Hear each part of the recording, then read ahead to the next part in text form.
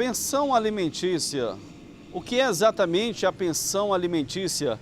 Quais os pontos importantes para um assunto bem delicado que é estendido a toda a sociedade no Brasil? E nós estamos mostrando exatamente nesta reportagem do município de Tiquira para falar sobre a pensão alimentícia. O que pode acarretar uma prisão para o pai, para a pessoa que já esteve ali na audiência judicial e foi já entrado um acordo que o pai ele seria a pessoa que iria pagar aquele valor. Nós procuramos aqui no escritório do doutor Bruno Rangel sobre esses pontos importantes, o que é a pensão alimentícia, quais as obrigações tanto da mãe e do pai.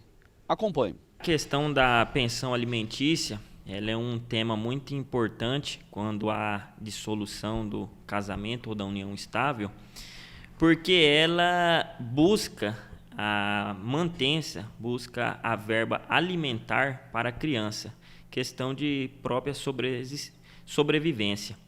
Então, ela tem esse caráter alimentar da criança e vale ressaltar que quem está com a criança tem o direito de receber a pensão alimentícia. Então, se a criança está com o pai, a mãe também tem o dever de contribuir sempre no binômio possibilidade versus necessidade. Então, a criança ela tem as necessidades dela, mas também tem que se analisar a possibilidade do pai ou da mãe que vai estar realizando o pagamento da pensão. Doutor, ainda falando sobre pensão alimentícia, o que exatamente caracteriza uma prisão para a pessoa que de repente está em atraso, né, com as parcelas, com o pagamento via judicial? O que caracteriza? Teve alguma atualização em relação à Lei Maria da Penha ou não, doutor? Não, essa questão da prisão civil, do devedor de alimentos, ela não tem relação com a Lei Maria da Penha. Essa questão da prisão do devedor de alimentos é bem importante destacar que é referente às 3 parcelas vencidas que antecede o ajuizamento da ação. Então, na questão de cobrança de alimentos, nós temos 2 procedimentos, que um é pelo rito da prisão, referente aos 3 meses anteriores à propositura da ação, e o rito da penhora, que são para verbas alimentares que estejam em aberto em prazo superior a esse. Lembrando que não precisa se aguardar 3 meses para se dar entrada com o processo.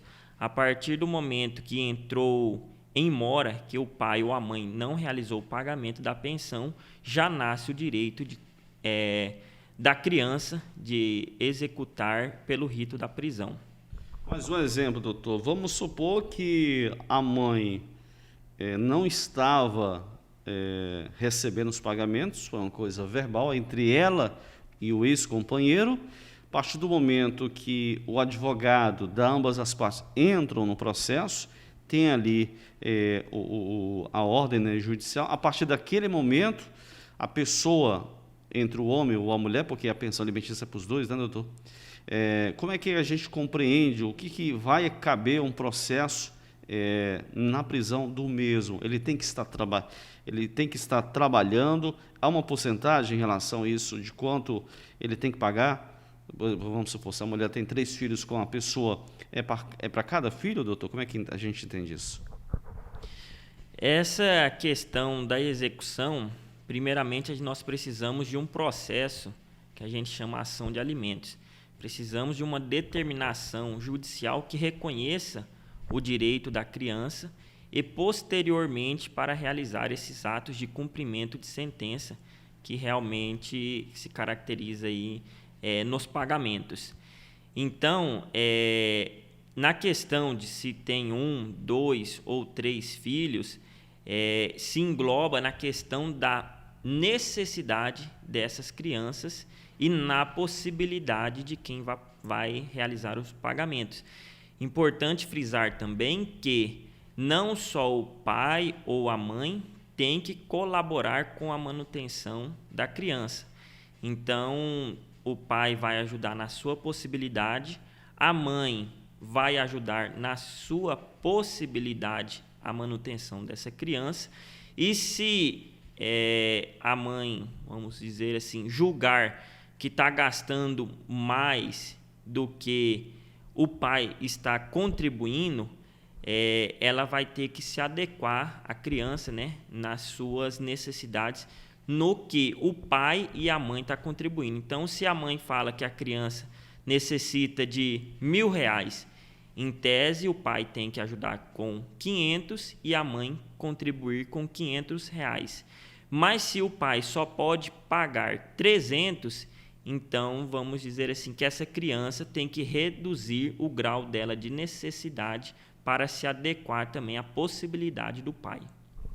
Doutor, nós tivemos aí algumas alterações na lei pensão alimentícia, ou como é que ela está hoje nos dias atuais? Olha, nós tivemos algumas alterações em 2015.